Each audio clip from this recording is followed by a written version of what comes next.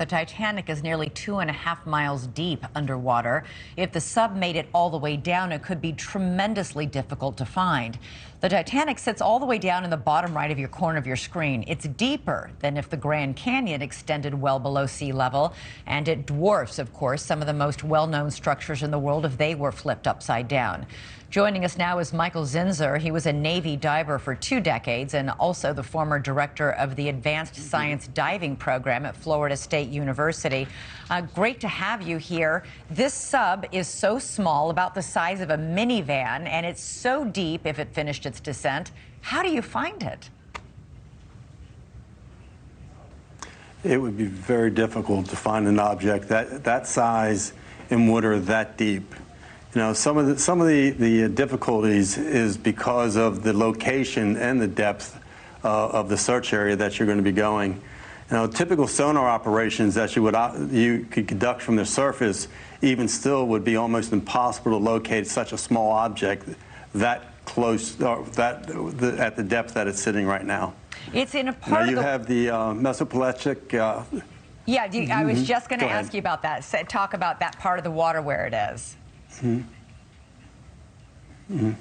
The area, the depth of the water it's sitting in, from about 200 to 1,000 meters, you have a thermocline where the density of the water changes from the surface to the 200-meter mark. So what happens is when sound goes down, and that's what sonar is. Sonar is an image made of sound, bounces off that level. So to be able to really search the bottom, you have to penetrate through that whole depth from that 200 meters to 1,000 meters and search at the very bottom of it. And that is where the Titanic sits, is pretty much right at the base of that thermal level. The military is using aircraft. So that's going to be some of the serious issues that we have. Right.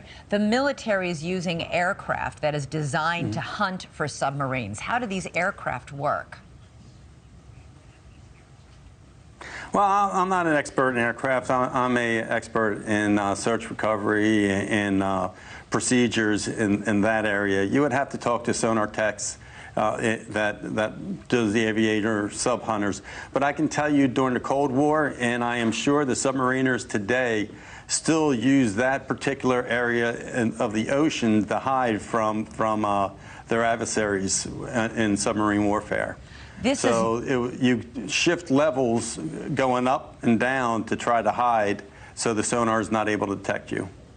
This is not a submarine designed for humans to live for weeks or months, as our military subs are. This sub has 96 hours of oxygen. These people only have until Wednesday morning to be found. That's correct. That's right. Right now, this is a very critical spot in the search, and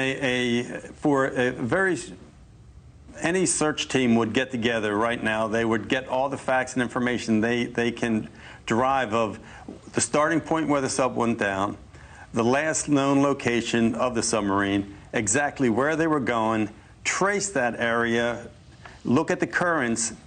Not just the surface currents, but you got the subsurface currents that may drag in case the submarine lost power and where it may wind up, which would probably reduce the swath area, but it's still going to be so large it would be very, very difficult to locate it. The best type of situation would be if this submarine had a pinger device on it, and the military would deploy some type of receiver to identify the pinger and trace it to the submarine. That's if that type of emergency equipment is on board the sub. And then will decompression be an issue once they find them? Similar to a black box. Right. Will decompression be an issue? Submarines are 1 atmosphere. Yeah, decompression should not be an issue. Submarines work at ambient pressure, which is the same pressure that we're in right here. The only problem that may be an issue if there is a breach in the pressure hole, say if there's a small leak or some of their oxygen canisters may have leaked and increased the internal pressure. And if that's the case, then decompression could be an issue. There's probably the bigger pressure, or the bigger issue would be if their scrubber system that scrubs out the carbon dioxide from their breathing, just the human body produces carbon dioxide as you breathe in and out.